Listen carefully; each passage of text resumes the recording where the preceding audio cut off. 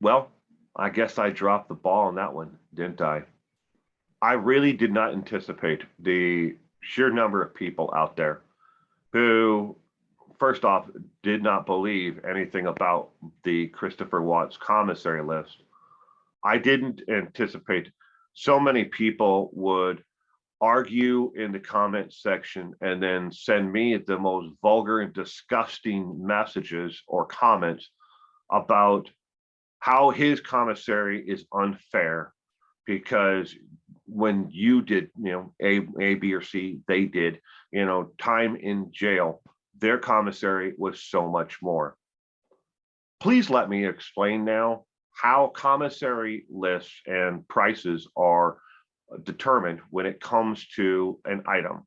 And for this item, we're going to use the example of top ramen noodles.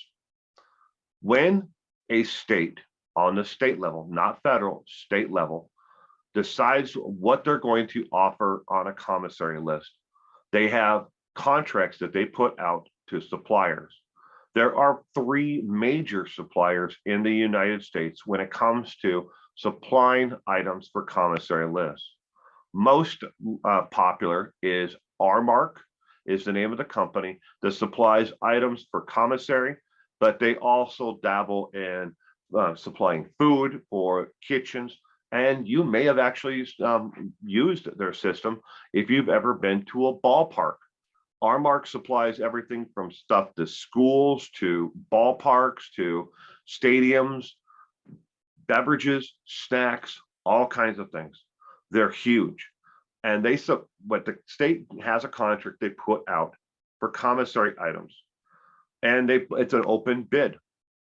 These people bid on the contract. And they say, the state says, this is the maximum we want to pay for these 150 items. Can you go lower than our max price? And these companies bid against each other for the lowest price. In the case of the ramen noodles, the state of Wisconsin gets a packet of noodles. Doesn't matter if it's chicken, beef, pork, low sodium, or the regular. It does not matter. They get it for 11 cents per packet. Anything above 11 cents is a markup by the state, county, and everybody else who puts their greedy little fingers into the pie. 11 cents. Now, let me tell you about how, a company like R-Mark is able to offer a packet of ramen noodles for 11 cents, way cheaper than you can buy it in your grocery store. One, the packet seasoning is smaller than the packet seasoning that you would get in your grocery store. Two, the actual packaging itself is not the same as the packaging you would get in your grocery store. It either just says beef, chicken, pork, or whatever on the outside. It is a plain see-through packaging. The company, Ramen Noodles Incorporated, if they are incorporated, or LLC, they make the package and the noodles and the item as cheap as possible in order to sell it to R-Mark, who then passes it on to the state. These items are made directly for the correction system. You cannot get them anywhere at all out in the free world except for in a actual jail or correction center. Next, there are items that are made exclusively only for the correction system. Example, Keefy coffee is not sold anywhere in the world outside of the correction system. It's made directly for the correction system and only for the correction system. How do they make it so cheap?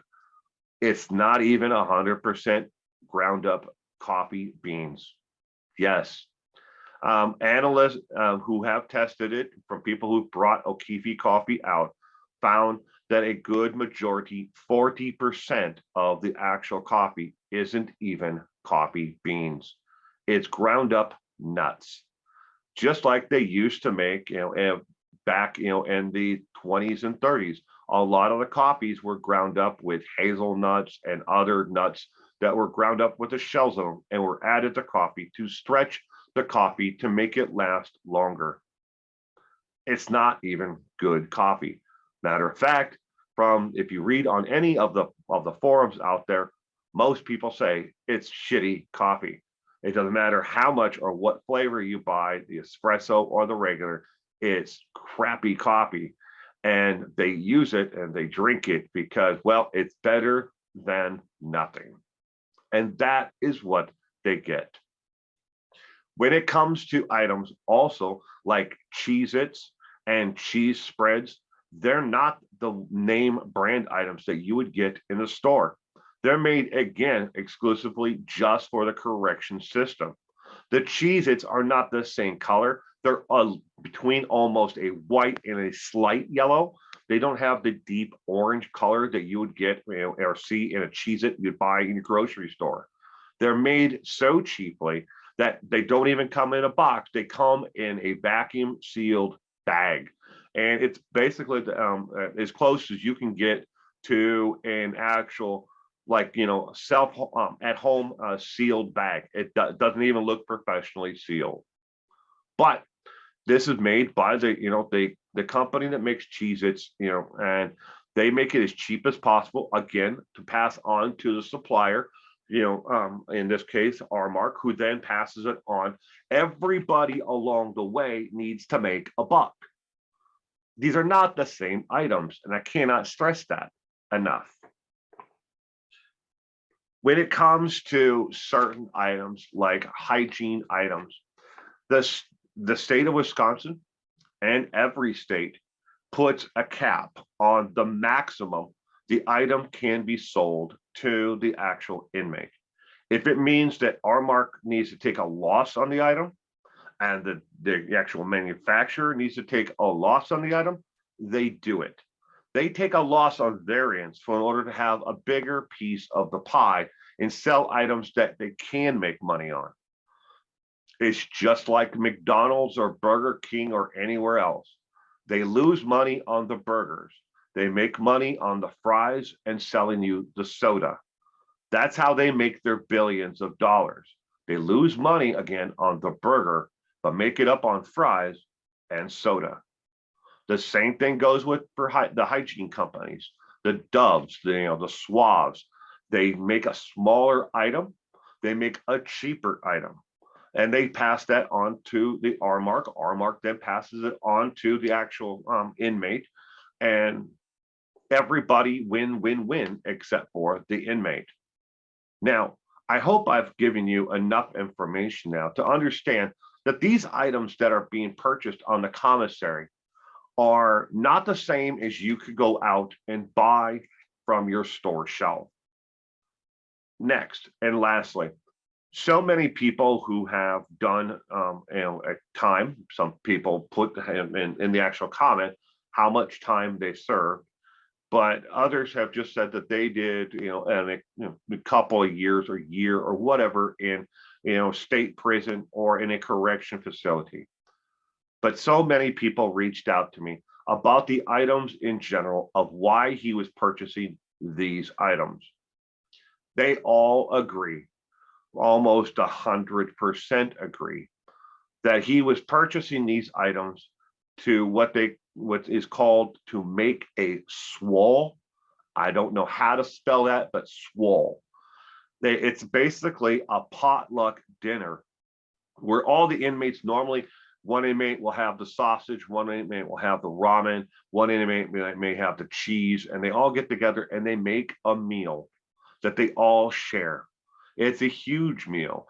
And in this case, every one of them agrees what he was making here with all of these items is what they call a prison burrito or prison taco.